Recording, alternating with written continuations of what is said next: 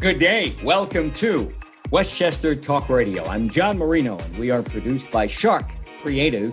We are made possible by our good friends at Entergy, the Indian Point Energy Center, supporting our communities right through April of this year, 2021.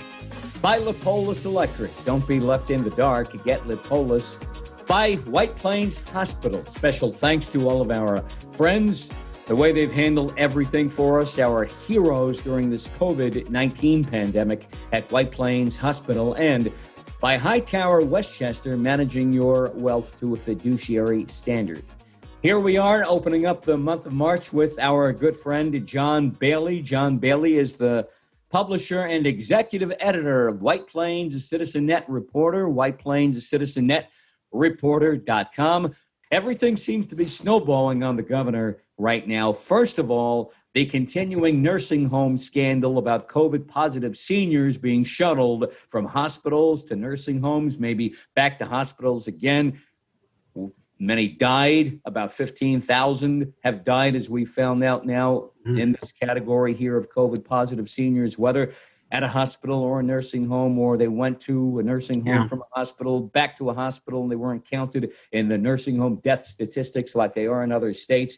This has really snowballed on the governor right now. We have Queens Assemblyman Ron Kim, whose uncle passed away in a nursing facility, leading the charge to impeach Andrew Cuomo, and 11 Democrats say they're going to censure the governor. And now censorship, to me, that's a slap on the wrist. But what Ron Kim is proposing is a drastic measure. We cannot recall in New York State like we can, say, Gavin Newsom and everything going out in California there, going on out there. By law in New York, we cannot recall. Governor Pataki tried to push in recall during his terms of office, and that was beaten back by the legislature in Albany. Ron Kim and others who want to now impeach the governor, where do you see this going?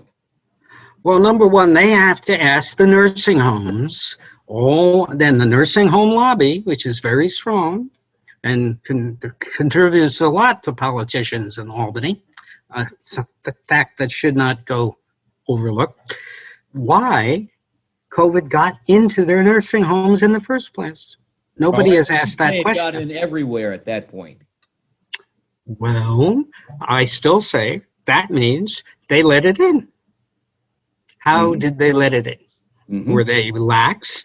Were their employees lax?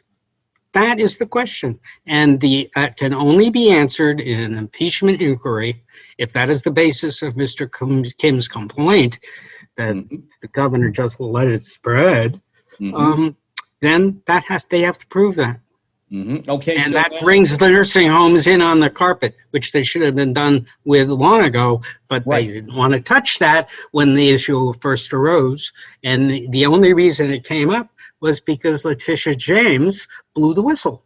Right. So if you want to do that and get into nursing homes, what they did and did not do, do we have to go as far as impeachment to do this? As you pointed out, this can be done legislatively. There are committees in Albany that can say, hey, Mr. Nursing Home President, CEO, Executive, Senior Vice President of Operations, etc. You know, you don't even have to come here to Albany. We'll dial you up on Zoom. Tell us what you know and what you did.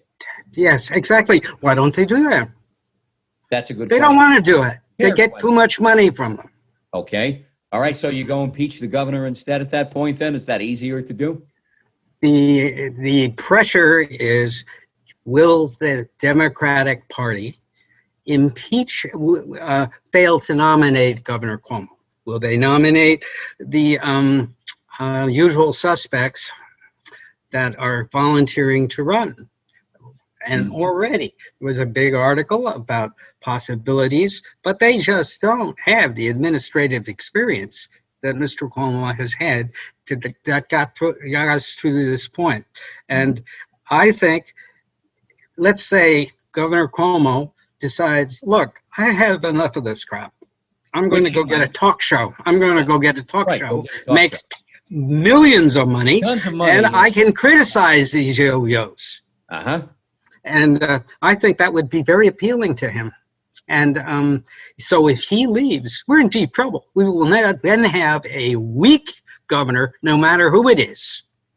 A weak governor who is basically a product of the politicians who only want to be seen as terrific people, but they did nothing on COVID last year. They left it all up to Governor Cuomo. And of course, the reason they did that, so that they could criticize him if anything went wrong. All right, so you bring up an interesting point that I haven't even thought of before. It kind of went through my mind. I said no, but maybe you're on track here with something. Those who are calling for Andrew Cuomo's impeachment now, are some of those people interested in maybe making a run at governor? Well, Letitia James certainly is. I mean, we talked about the way that could have been handled. Yeah, the way that could have been handled was Ms. James goes to the governor and said, look, what have you done here? How do you want this to be handled? Shall I bring in the nursing homes and have them discuss it? And we can put a face of what really happened on this? No, she didn't do that. She just dropped it on the New York Post. It was the New York Post that broke the story. I believe it was Bernadette Hogan, the reporter, who posed that question to Andrew Cuomo almost a year ago. I remember watching. I had read something along those lines that this was what was going on about moving the elderly around from hospitals to nursing homes back and forth. And Andrew Cuomo turned to his health commissioner, Howard Zucker, and said, Howard, what do you know about this? I remember that specifically at that time, and then everything step by step has snowballed from there. We've had some prominent people whose family members in nursing homes in New York State. One of them, Fox Network meteorologist, Ms. Dean, obviously, too, lost her in-laws, and she's been behind this push here to find out what really happened with nursing homes. A year ago as well, state legislature gave Andrew Cuomo the okay to have the kinds of powers that he generally would not, where he'd be cut off. I'm not going to call them dictatorial powers, but all-encompassing powers to do as he sees fit pretty much during this pandemic. Now there's and he acted fast. Powers back. Do you see that succeeding? Do you think this is going to happen where Andrew Cuomo will have those powers rescinded and he goes back to just being governor, not governor plus? Well, they have about a year and a half to get rid of Cuomo by making him look bad enough and constantly attacking him so that the Democrats across the state buy into the fact that we don't need him anymore, COVID is over. But once they put in somebody weak up there, like Hugh Carey, for example, where nothing happened for how many years? 8? Right. And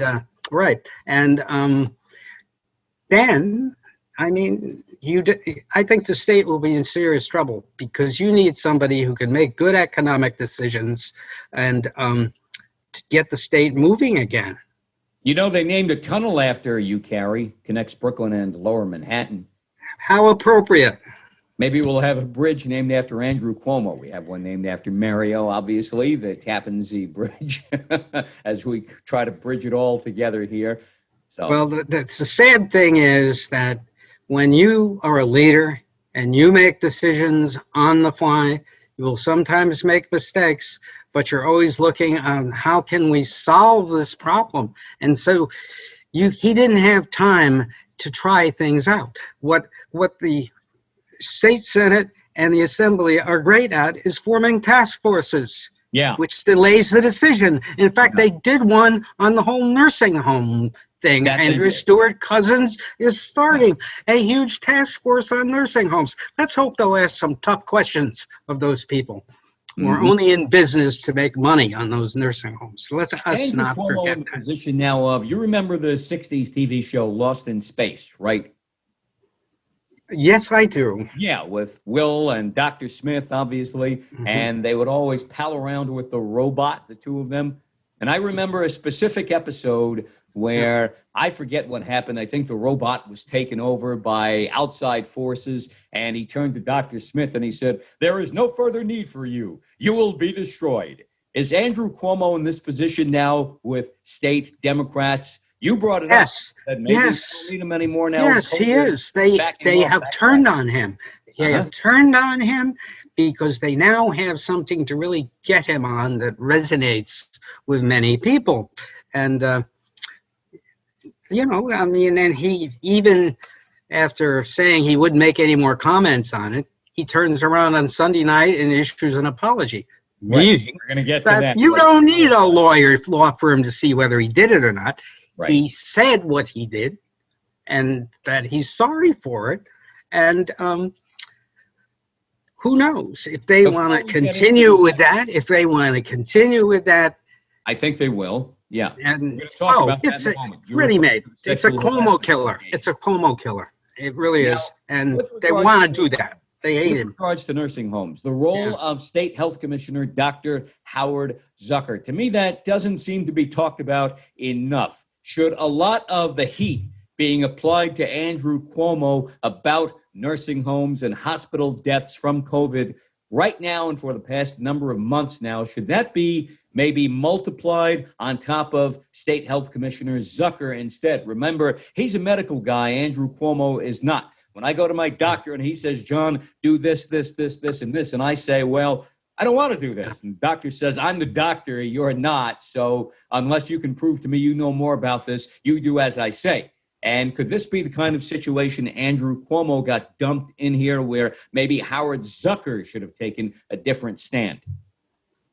Well, what happens is in a lot of situations is the person who ultimately goes down is an associate, like Dr. Zucker. Like Howard Zucker, yeah. Yes, and that way everybody is happy that he screwed up and he leaves and replaces Sanjay Gupta on CNN, But I mean, my feeling is Cuomo always said at the time when he was questioned every day on his briefing, well, what about the nursing homes? And he would repeat the same answer. When we send someone back, we ask if you can take care of them if they're recovering from COVID. And if they can't, we will find someplace else. I remember that vividly. He rephrased that every day. And the reporters who kept asking that question never felt to go and ask some nursing home owners. The nursing homes say, well, that's not the case. It was the reverse, that we were just told you have to take them and you can't say no. So this is a he said, she said kind of a deal. The role also of top advisor Melissa DeRosa saying we held back the numbers. We didn't tell you the number was around 15,000 who passed away overall. But remember, she told somebody that in confidence. The federal government under Donald Trump would use that against us. So you have Melissa DeRosa here on the same level, the same plane as a Dr. Howard Zucker, I think, when you talk about potential fault people. She's the one who admitted this. I have terrific respect for Melissa DeRosa, the way she handled herself, the way she made those reporters look stupid every day because they weren't paying attention. And day after day, they weren't paying attention, and she had to set them straight. Now, the problem with the thing is DeRosa told that to, I believe, a senator in confidence. She was honest, and she made the proverbial mistake. Never be honest and tell the truth to another person who's particularly a politician, because it'll be used against you. I found it astounding that she said this with Ron Kim in the virtual Zoom room, knowing that Ron Kim had been going after the governor for months about the death, and I'm pretty sure this is spurred, obviously, by the death of his uncle in a nursing home in a facility. But Ron Kim has been applying pressure on the governor in this area for months. So I found it astounding that Melissa DeRosa would first invite Ron Kim. She invited all Democrats into the room if she was doing Democrats only. B, that she did not invite any Republicans into the room, which maybe she could have couched what she said in a different way with Republicans in the room too. And C, that she made this admission at all. Exactly. However, if that's the problem with the truth, because the truth sometimes you're trying to explain You're trying to explain the thinking at the time, and then you are totally second guessed. Well, you never should have done that. That's the danger of really not having a good reason for doing something and not being totally clear about in the first place. And or maybe she should have. That's the danger of not issuing a statement vetted by an attorney, a state attorney first. Well, I mean, this was not a smart thing to do. But on the other hand, she was honest about it. And she explained the situation at the time. When is the last time a politician has ever been honest about anything? Let me think. Name one. We don't have enough time for us to sit here and think until we come up with something. And they don't know what they're talking about half the time. Yeah. I've been like Mr. Abenanti, for example, makes a lot of statements. But I know, for example, that I have a person in a group home, and the group home, they have kept the person in the group home for a solid year. All the workers have come into the group home. They haven't had any COVID infections. The workers have not gotten infected, and they're paid very little. And so I wonder, how come the nursing homes couldn't do that? And how come they couldn't? State Senator Tom Abenanti, who represents the Elmsford and Rivertowns area, part of Greenburgh and Westchester in the state Senate as well. There is a nursing home. I heard an advertisement out on Long Island a couple of days ago, driving around out to Bridgehampton, where I happen to be the public address announcer. We did have a basketball season out there, after all. And on one of the stations, about midway out on the island, I heard an advertisement. I heard it on a couple of stations, matter of fact, although they were couched differently, each advertisement for the respective station, that there's a nursing home, I believe, all the way out on the end of the North Fork of Long Island on the east end in Greenport, where there have not been any COVID cases since the onset of this pandemic. Now, you could say the Greenport area is not very well populated. Maybe during the summertime it is. There's great wine country, but outside of that, not many people out there on the far northeast end of Long Island. And yet I heard that and I said, that's pretty amazing. That's quite an accomplishment considering. And yet that is and could have been possible along the way for most any nursing home. Can't say if they changed their standards, how they did things. A lot of it is luck of the draw. But I do congratulate that nursing home out in Greenport, Long Island, that has been able to stay COVID-free right through. I'm not going to mention their name, but I do congratulate them on that. Well, reporters just didn't to tell the other side of the story. They didn't want to. They wanted to get Cuomo. They hate Cuomo. They spent the entire crisis period of COVID trying to embarrass the governor and criticize the way he was handling it. I watched all those press conferences. I thought it was a disgrace. They were just trying to say, well, you're doing the wrong thing. That's the whole problem. You get to be a big-time reporter, and you're well respected, you're not a very good reporter. Well, the thing is, because they don't respect good reporters. What it's about. Ask the questions regardless of who you have to ask them to and what they're about. If certain things lead a certain way, you do it. If they don't, then, as they say, don't go there. Now, John Bailey is the executive editor, publisher of White Plains Citizen Net Reporter. Find it online, White Plains Citizen Net Reporter.com. All one word, White Plains Citizen Net Reporter.com.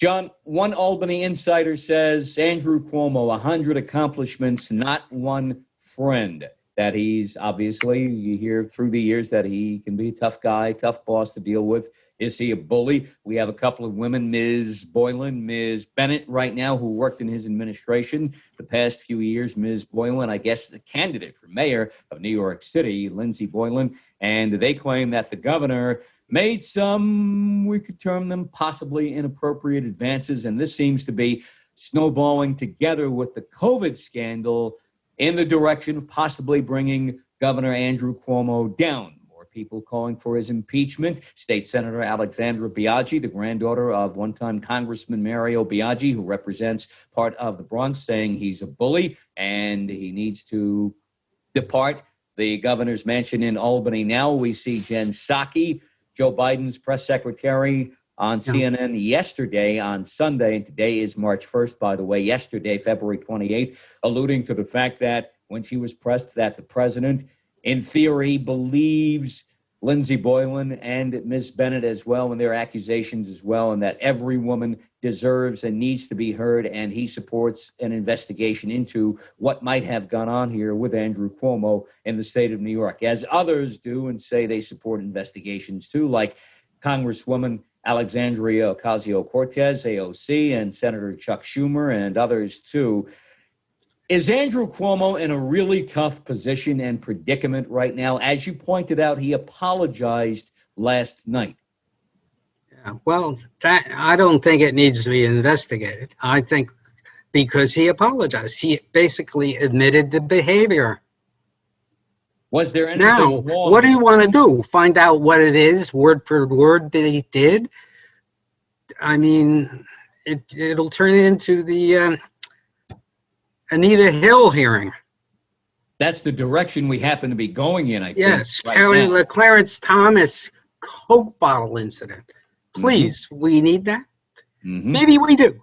Who knows? Maybe we need a task force to examine conduct on the part of assembly persons and state senators and members of the administrations and everybody in government as to how males and females, males and males, and females treat each other. How we all interact. Or as they say, yes, don't be the first to throw a stone if you got a glass house, as we paraphrase an old parable, obviously. Yeah, too. But they will never do that. No. It's no, they never will. Next woman up, as they say, as to who they can attack. Whether the governor did something wrong or not, we know that's how it works in the so-called system, that if you see a potential target and you might want to have what that potential target has, well, they are no longer a potential target. They become your actual target, which leads me to ask you. He is being spitzered. He's being spitzered, is what I told somebody earlier today. No doubt about that, regardless as to how this all works out. The next Elliot Spitzer in a different way. But remember, he hasn't committed a crime. So if you wait, let's put it this way. If they feel he could be charged with sexual harassment, which is a crime, then you continue with the investigation. And you go to do the whole trial. You have the witnesses, and they will televise it, and that will be a nice rating circus. But meanwhile, COVID will rage. COVID will rage. And we will be in a worse situation because Governor Cuomo won't be there to save the state, which is what he did. Donald Trump, Andrew Cuomo, COVID, ratings, they all seem to work together, right? Yeah. That's one. Yeah. By the way, I mean, look at this. They went in and they actually gave Donald Trump the front page for his speech Sunday night. Right. That is bad news judgment. He got for that speech, no doubt about that. He's not the president. That is so bad an editorial decision to do that. Whether you like Donald Trump or not, agree with him or not, he's not the president anymore. If George Bush gave that speech, if Barack Obama gave that speech, I don't think the networks would have been there covering. They would have, in reference, we would have found a sidebar and the networks have to stop. The papers today, the Journal News, the Post, the Daily News, the Poughkeepsie Journal, etc. We would have found a sidebar that former President George Bush spoke before the U.S. Military Academy. Former President Barack Obama hosted a group and with something that he happens to be working with right now, and just a small sidebar. But this was covered like it was a presidential inauguration, which I found somewhat, I'm not going to say ludicrous, but astounding, because Donald Trump is not the president anymore. Donald Trump is an ex-president. He's a former president. And he's in the same class as Ted Cruz. They're in the same category, potential hopeful wannabes for the 2024 Republican presidential nomination. With regard to the Andrew Cuomo situation, I see where Lieutenant Governor Kathy Hochul has come out also and said, I think we kind of need to look a bit further into what actually might have or not might have gone on in this situation here. That tells me maybe Kathy Hochul has her eyes on Andrew Cuomo's office in Albany. It's just a thought that went through my mind. Well, that's who gets the job. That's who gets the job. Yeah, without a doubt. I can't believe she's throwing Cuomo under the bus. She might like to see things investigated. I had not heard that. Yeah. Hey, I can take over. Hey, I could do this. Pick me, right? There you go. Exactly. Well, so does Andrea Stewart Cousins. All of a sudden, she came out of nowhere. As you pointed out before, about people yes, coming out of the woodwork, looking all these people want to be governor. Now, what happens? You've got three very attractive things for the Democratic Party to do if they decide to give Cuomo a golden parachute. And the situation would be Letitia James, first Black woman governor of New York State, killing two constituencies with one stone. Well, like I said, and Andrea Stewart Cousins, same thing. Longtime state senator who basically has done very little as a state senator. Very little I can point to. And but anyway, but she's played ball.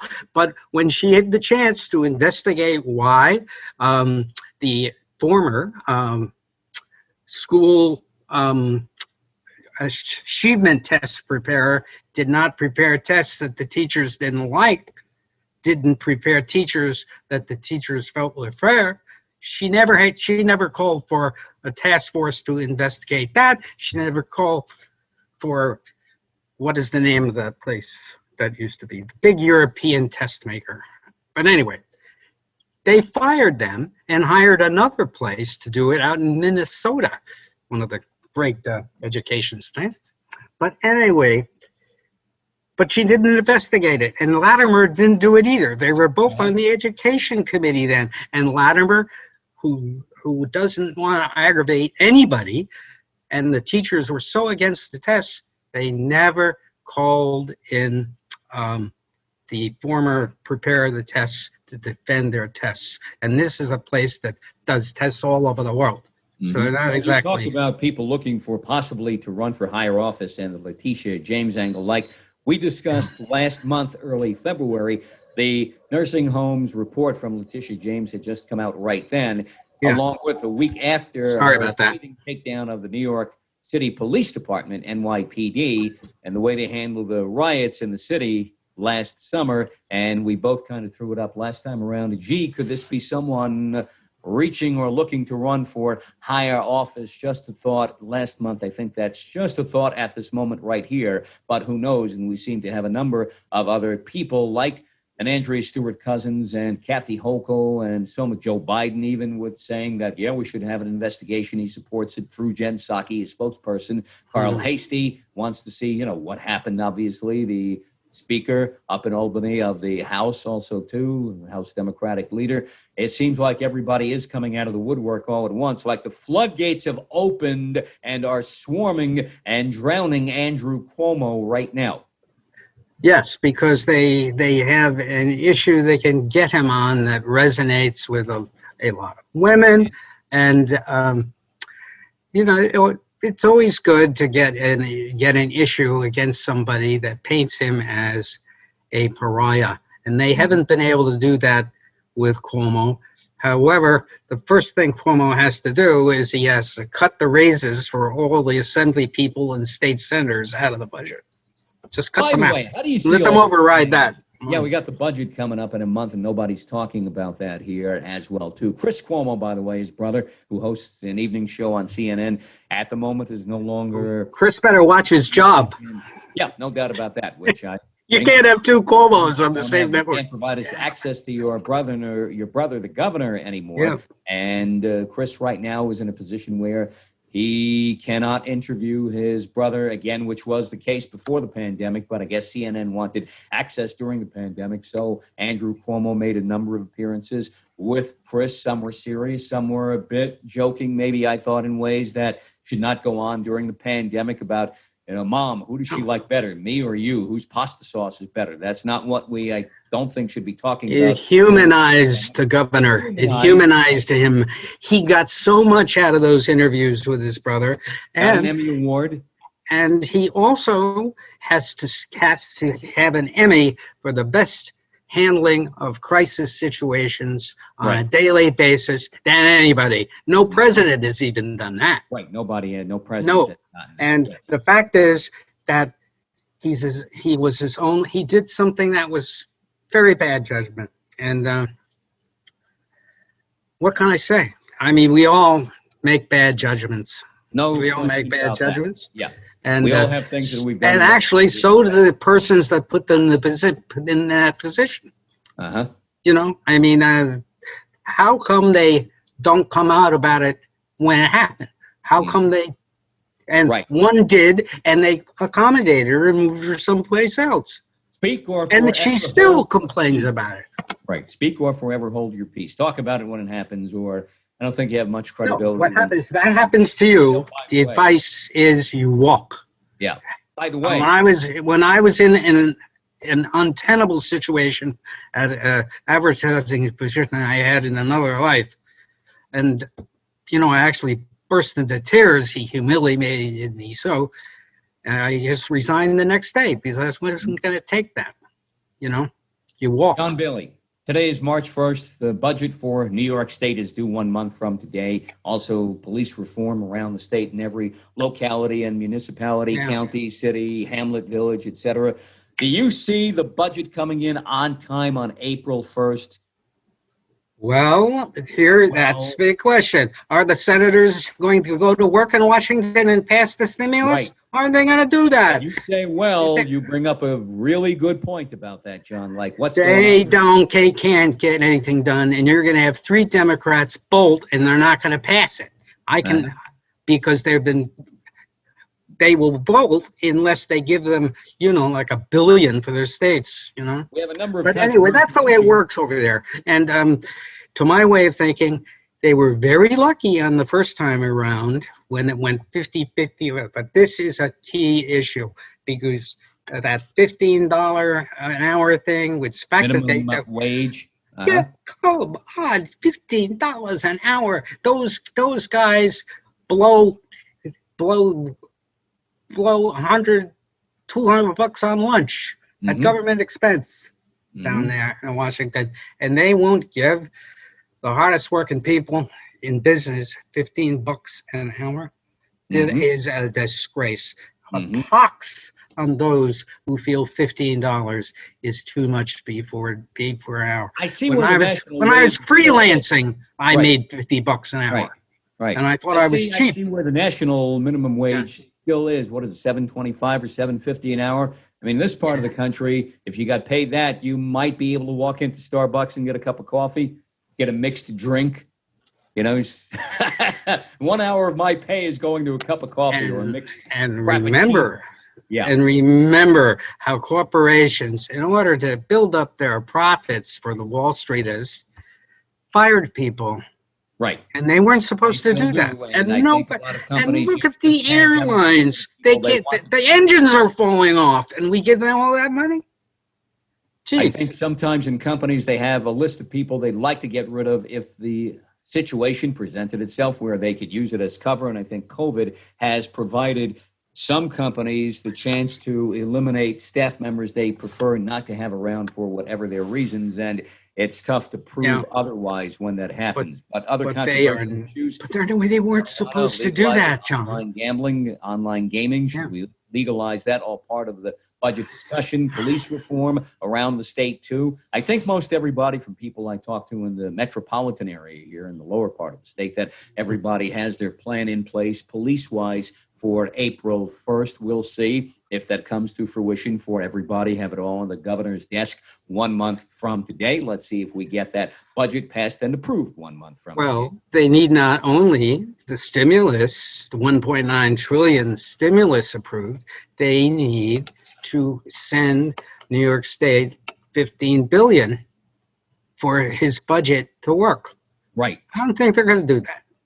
Could Joe Biden saying, you bring up an interesting point, could Joe Biden now through Jen Psaki on CNN yesterday saying that he supports an investigation in what's going on with Andrew Cuomo here in New York, maybe as payback for the governor when Joe Biden took office saying, I know we're friends, but if you don't give me the amount of money I want, I'm going to sue you in the federal government. What a way to walk in, sit down at your desk in the White House, the Oval Office the first day and see something from an old friend saying, I'm going to sue you if you don't do what I want.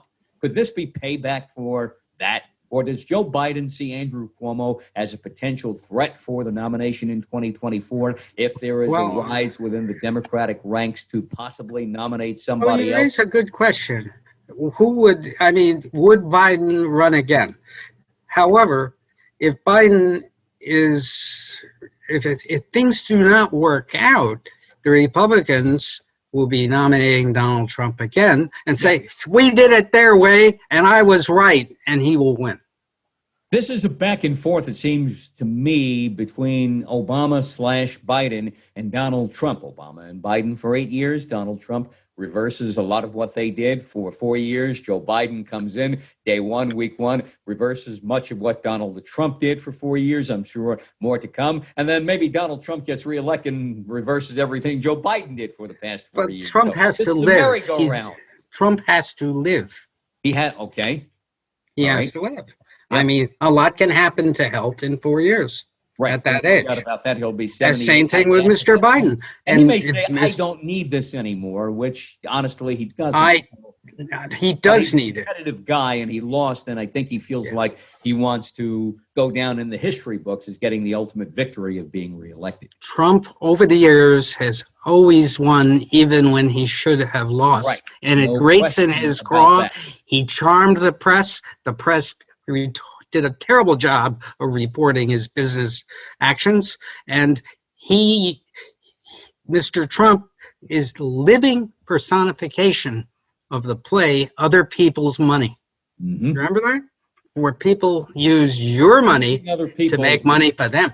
Right. And that's what he did with the banks, and the banks were too scared to take him off their asset chains. Beneficiary of much good luck through the decades. I'd say no doubt about that, too, obviously. Whether you like Donald Trump or not, he has been very fortunate with the things he's done, and to have his life move in the direction it did. I congratulate him on that, no doubt about that. And like Rush Limbaugh, he was a great salesman. Yes, that's what it all came down to. He knows how to sell. He's still selling, as we saw yesterday with the CPAC convention, his speech down in Orlando. And let's see if people buy in again next time around in 2024, or even in 2022 with the congressional elections, if that's the direction he wants to go in. And that's the thing to watch now. We'll see about that. And as it comes up sooner than you think. And it's here already, basically. The campaign is underway. We see Loeffler and David Perdue. Perdue in Georgia, one of the defeated senators who lost to... Well, he just withdrew. Ossoff defeating Perdue and Loeffler, but Perdue had filed papers to run against Warnock, I believe, next time around in 2020. Well, he has withdrawn. Yeah, Perdue has withdrawn after somebody dropped a dime on him. Yeah, he sees the way the winds are blowing, I guess, and he figured, you know what, I'm out. Maybe they did me a favor, and I'm out. I'm going to stay out, at least for right now. Yeah. Final few minutes with John Bailey. He is the publisher and executive editor, White Plains, a citizenetreporter.com. John Bailey, the word coming down recently that we can open outdoor amusement parks once the springtime comes in April. Does this bode well for Rye Playland? Can I go on those killer rides at Rye again coming up real soon? Well, it depends. I mean, I think only 28% capacity. That's still something. Yes. I think that's a move by Rye Playland, should they obviously jump in on this and say, well, if you're going to go someplace, come here instead of going to a restaurant. You can have a hot dog maybe instead. Mm-hmm. But will they enforce masking at Playland? Because I think they would. I think they would. They haven't so far. In supermarkets, okay, but I think this time around they would. I think enclosed, even though it's an outdoor facility, and just because it's Rye Playland, I have a feeling you'll see masking enforced. I can't guarantee that. That's just my feeling on that. But so you're getting the suspicions that they may not enforce masking then if Rye Playland. Well, they haven't wanted to. Right. And if I'm telling you, you keep infecting at 450 a day in Westchester County, you have to do that because that'll attract crowds. 28% capacity. Excuse me. Usually on their top crowd weekends, you get maybe 13,000 a day. So 28% means that's about 3,000 or 4,000 that you could pull in there on a weekend. So, and that 4,000 people at a 3.5% infection rate. Boom. As You they have say, to get it low. Uh, Numbers tell the story, as Cuomo has pointed out relentlessly. The only thing he has not published is individual hospitalizations in and outs on a countywide basis. Funny you bring up the word of numbers. Speaking of numbers, the city of Mount Vernon seems to maybe need a calculator again, or maybe an online calculator and handheld calculator, both. And Well, Yonkers has needed a calculator for years. They needed computers. Right? Yeah, well, I mean, you get an online every calculator. year we Maybe need handheld 26 won't work, right? million. Yes. I mean, we've got another, I guess, a state audit of the city of Mount Vernon. One more time, how does the city of Mount Vernon continue to get into these situations? Yeah, good question. Well, meanwhile, how come the state controller doesn't audit more often? He puts out, what, 2 press releases a year criticizing some poor district. He criticized White Plains for violating the amount of money they could set aside taxing. And that was just done to be fiscally responsible and avoid long-term bonding by White Plains. And the comptroller doesn't even understand that. That guy, he's a terrible controller. He's not good. Have we ever had a good one? Cuomo too, right? From what we Yeah. hear. Yeah. So I'm very upset with comptroller. He does not even talk sales tax trends on an individual city basis, which he can very easily. I do it every month for White Plains and and Westchester County, and hell, I can do the Westchester County budget better than they do, because I know I cannot budget 28% more than I got in any of my best percentage of sales tax receipts in 25 years. I know that. I like the way you've transitioned here from talking about Mount Vernon and numbers and now into White Plains and what goes on there. And speaking of the city of White Plains, the Common Council recently put out a call for volunteers, right? The Republican Party. Raise your hand. Yes, in fact, I think there are only 2 to 5 Republicans in the city of White Plains, and they're looking for people to run. So, anybody from White Plains that really wants to get into the spotlight and take on the Democratic Politburo that now runs White Plains, be our guest. This sounds like to me making a request to someone to say to them, if you ever want to tell your grandkids a good story one day, you could tell them you ran for office. Don't tell them you lost and got killed and got swamped and maybe got a couple of votes from you and your wife, or if you're a woman, from yourself and your husband and your kids and your parents and some family members. But outside of that, nobody voted for you. It's the city of White Plains. Everybody's pretty much a Democrat. But that might be something for somebody to hang their hat on decades down the road. Hey, little Johnny, come over here. Look at my scrapbook from when I ran for... Look, this was my campaign booster. This was my bumper sticker. This was my... But truly, though, the problem in White Plains is that nobody speaks out against what the city is doing, except if a neighborhood feels it's being gorged by a city project, a la the Fasney situation. Neighborhood, Fasney. Yes. The neighborhoods only care about what happens to themselves, much like politicians, Yeah. And always looking out for their self-interest and not looking at the city as a whole. See, I love the way you transition there, John. Fasney, what's happening with that? Yes, back to Albany, right. Here we go again. Back to like 2011 now, right? 2009. How many years? We are 11. This is year 11. 11 years. Yep. 2011. I grew up 2021. So we're on the 11th year of it. I mean, who remembers after all these years? And yet this thing is still in court over at Gedney Way and the property of the French-American School of New York. And this is not really going to come in front of a judge until next year, I guess, 2022, due to the pandemic backup. Yeah, that's that is the theory. Is the Can this opinion be pushed forward and moved along? And I've said this before, if I'm a judge on this case, or I haven't been a judge on this case and it got transferred to me, and I look at this, it's like, come on, guys, let's get something done here. We got a bunch of smart people here who know their way around town. So how can we settle this right now, make this go away forever so that we never have to deal with this again? And yet it seems like both sides continuously want this fight. What the city needs to do is they need to buy the property from FASD, reimburse them, and then decide what they want to do with the property. Eminent domain. They can declare, right, the city of White Plains. Why don't they do that? They could. They actually could. They could. But then on the other hand, FASD probably would sue them because they consider it an asset. But the problem with FASD is they've lost so much money on that property, and they now say they really do want to consolidate their campuses.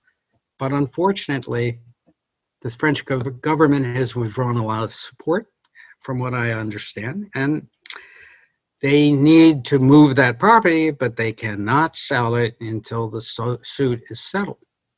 Now, who better to buy it from them than White Plains? Who better? And the city would have, at last, another golf course if they wanted to do that, or just a park area with fields, but maybe a nice there's no vision here. No vision. Residential, commercial. Maybe they could do something like that there. Yeah, and then we're into another 10-year lawsuit. Yeah, I know. Yeah, I mean, you gotta love it. You gotta love it. That's the problem with developing in White Plains. Yeah. You can, particularly in the fringe neighborhoods or even in neighborhoods themselves, because the neighborhoods will always fight whatever you want to do.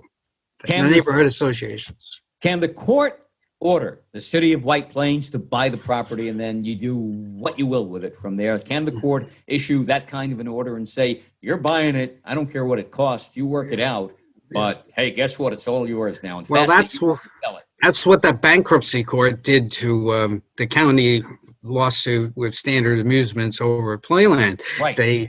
You never go into bankruptcy court because bankruptcy court always sides with business. Always.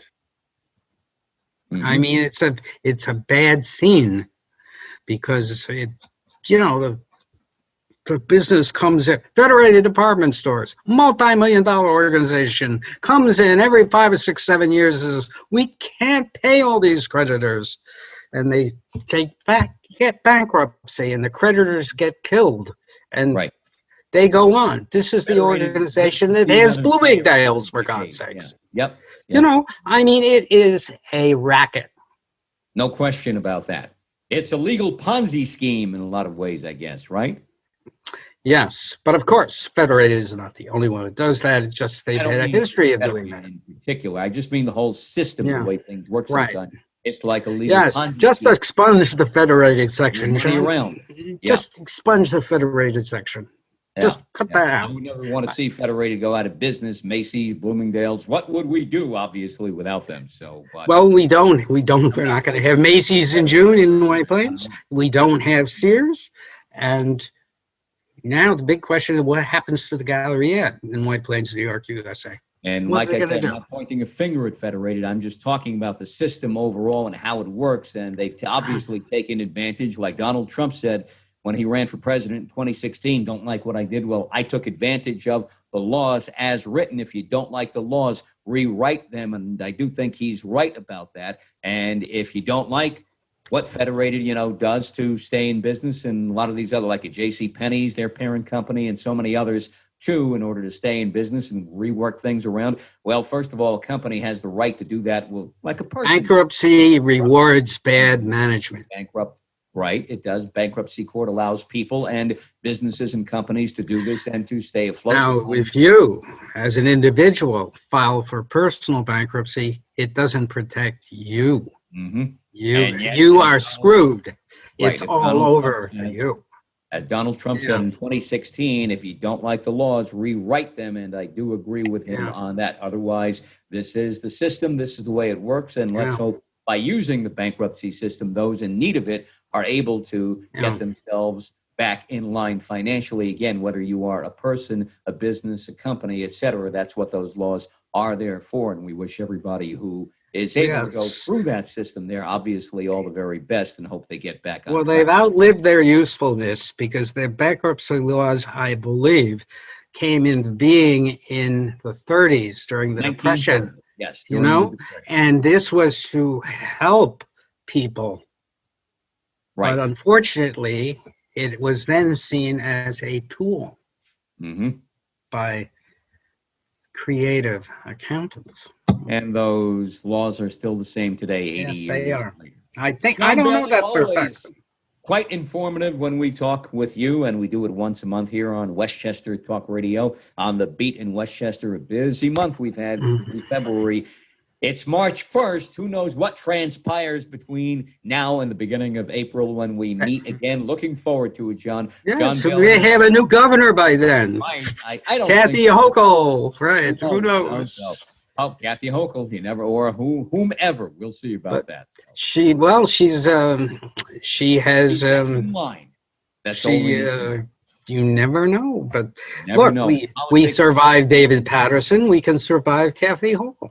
Well, you know what? As we say in politics, you never know. So we'll see what happens. No, you don't. However, you have to be careful you don't shoot yourself in the foot. In the foot, right. Exactly. Or in the mouth. Andrew Cuomo right now has a couple of situations that he needs to work himself out of, and let's see what happens in the next few weeks about that. John Bailey is the publisher and executive editor of White Plains Citizen Net Reporter, whiteplainscitizennetreporter.com. John, we thank you on the Beat in Westchester. Always a pleasure. Talk Radio. Always a pleasure. Pleasure with you, my good friend from a number of years back now. And let's do it again in a few weeks. WestchesterTalkRadio.com. Run the whole thing by a censor before you put it on, please. Yeah. Because I sometimes over Limbaugh, I think we need the great Rush Limbaugh. I need a censor when we get together. So yes, to make sense out of all of what we talk about too, right? We need a censor maybe to make sense of what we talk about, right? John Bailey there. It's all there. It makes perfect sense, I think, the things we talk about right here. We only talk about what's going on, what's in the news, what's committing news, and what might happen too. And we toss it around and, we see what happens a few weeks down the road. And as we talk here on Westchester Talk Radio, WestchesterTalkRadio.com, produced by Sharc Creative, made possible by Entergy, the Indian Point Energy Center, supporting our communities through April of 2021. Also brought to you by Wartburg Rehabilitation and Healthcare in Mount Vernon, Park Sterling Realty over in Bronxville, and Michael Labriola Landscape Design and Construction in Armonk. I'm John Marino, and we invite you to check out all of our Westchester, Rockland, Putnam, Dutchess, Orange, and Fairfield County talk radio programming on our YouTube channel, Sharc Creative YouTube.